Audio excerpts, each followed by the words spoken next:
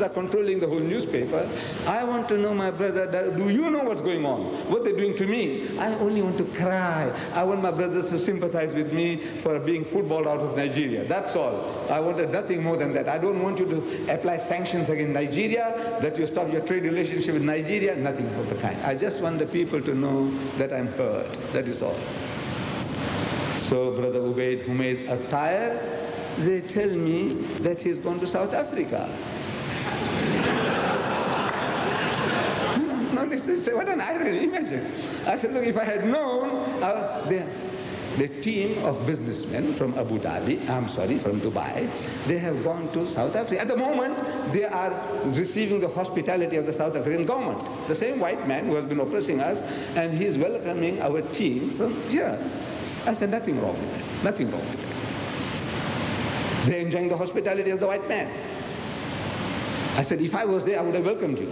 Welcome them all. Ahlan wa sahlan. What a beautiful expression. This morning's paper in the Khalij Times, you read that tourists are finding themselves very, very accommodated here. Tourists, and they're flocking in, alhamdulillah. Good business, good for business, tourists. And the heading says that the tourists are coming because of the hospitality, our hospitality. Says Ahmed, says, it only says in the headline, says Ahmed says that it is our hospitality that is bringing people in. I find out who is this Ahmed. This is the Sheikh Ahmed bin Saeed Al Maktoum. I said, how did you get this hospitality? It's a part of the Arab nature. Where did you get it? It is your expression, ahlan wa sahlan. Anytime, this creates a mentality, ahlan wa sahlan. The most beautiful words of welcome in any language. Ahlan wa sahlan, family and plain. Just think that you are a member of the family and be at ease. There's no formalities required from you. Sit down, man, sit down. Make yourself feel at home. If you want to pick your nose, go ahead and do it. You don't have to make no protocols, no pretenses. Ahlan, as you are a member of the family. And sahl, ease. Like in the army or the Boy Scouts, they say, stand at ease. Now you can scratch your head, you can scratch your beard, you can do what you like. That is ahlan wa sahlan. That is your approach to everybody. Alhamdulillah is creating this feeling. But the hospitality which I'm receiving from the Gulf news is not that type of hospitality. I want to see somebody, whenever Brother Ubaid comes. He's coming on Sunday, by the way. I'm leaving tomorrow morning, 6 o'clock. If I was here, if I had a chance, I would go and meet him and ask him for an explanation. As this Hindus, Christians, Buddhists. I mean, the whole thing is controlled. I want to know who is the owner. And are you responsible? As a Muslim, are you responsible or not for their behavior? What they're doing to your brother? For what reason? Why? Can you ask them any questions? I want to know. I want to find out from my brothers here, if there is a local, a person who is a local. I don't like the term local. I don't like the term.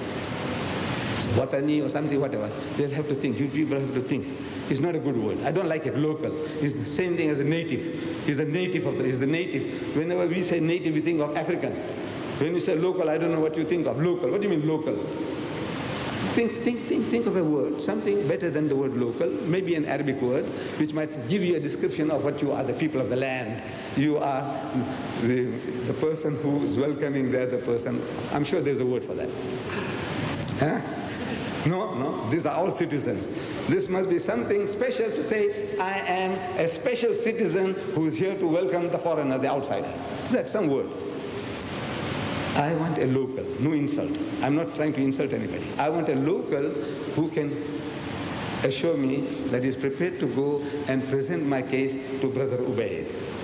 I don't know if there is a brother who can tell me, he said, look, I have the guts to go along. Wish him, I don't want you to go with a gun or with a knife, go and fight him. I don't want any fighting. Just go and put my case to him. He says, look, brother, what is this going on in your newspaper? Is there a local here? I hope you understand my English.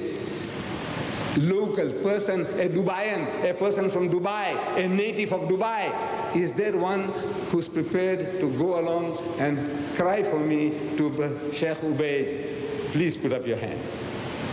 Jazakallah, brother. Jazakallah, brother. Please.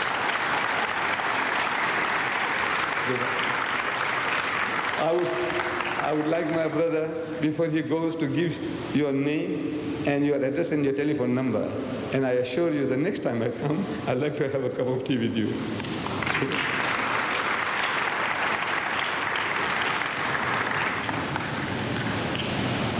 The subject, Islam in Africa. That is the topic. South Africa. People are rushing.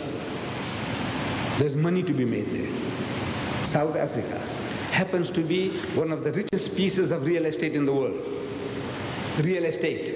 You know, land mass with this diamond and gold and coal and natural resources, water and land, cheap labor. Wallah, it's a heaven on earth. We, with all the oppression, we don't want to leave the place. You know, wallah, if they offered me in Saudi Arabia, I said, look, come and live in Saudi Arabia. And we give you a palace here in Saudi Arabia, condition, and we give you $10,000 a month, and air-conditioned palace, mashallah. You come and live here, the condition you live here. I'll say, no, jazakallah, thank you very much. That hell in South Africa is better than your heaven. Allah, I mean it.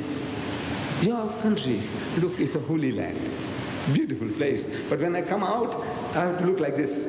You know, the glare of the sun, sand, dry dead sand, black burnt mountains. I don't know whether if you went for Hajj or Umrah, when you pass from Jeddah to Mecca or to Medina, what do you see? Burnt rocks. All the rocks are black.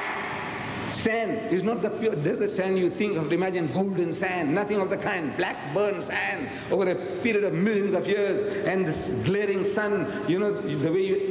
Jazakallah, Jazakallah. That hell in South Africa is more palatable to me than your heaven in Saudi Arabia. So I'm not here to sell you South Africa. I'm telling you, it has riches you can't imagine. I don't want to give you details. I told you diamond and gold and coal and other natural resources. If they just open the door to India, the whole of India will be there.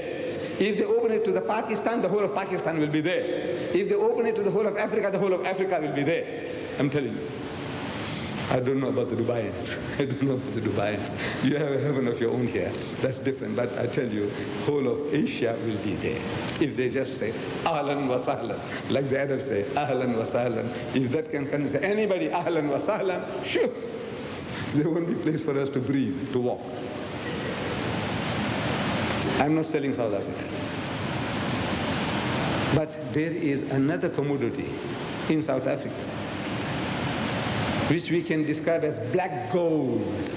Black gold. We have gold and diamond and coal, but now I'm talking about black gold. Can you think what it is? Huh? The Zulus. Huh? Zulus. Yes, the population. The population. Then the Zulus.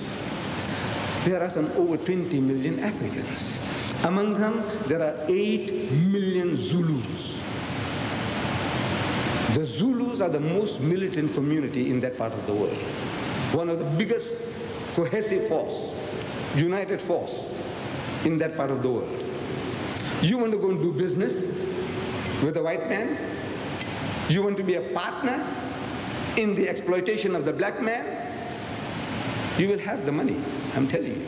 But sooner or later, as soon as the African comes to his, stands on his feet, he says, you, Arab slave trader, you have been, that's what the white man has been programming him. The Arab is a slave trader. The Arab is a slave trader. Terrified. The black man is terrified. Arab. When you say Arab, is, yeah, this is the slave trader. The Christian, the white man has already programmed him. Every Arab is a slave trader. You are the guys, they say, who took the Negroes across the Atlantic. That's a lie. It's the Christian, the white man took them across. But they say the Arab, the Arab, the Arab, slave trader. Now you come along as an exploiter with the white man. I'm telling you, your capital is in danger.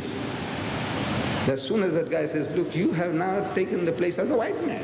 In company with him, in partnership with him, you want to suck our blood. And I tell you,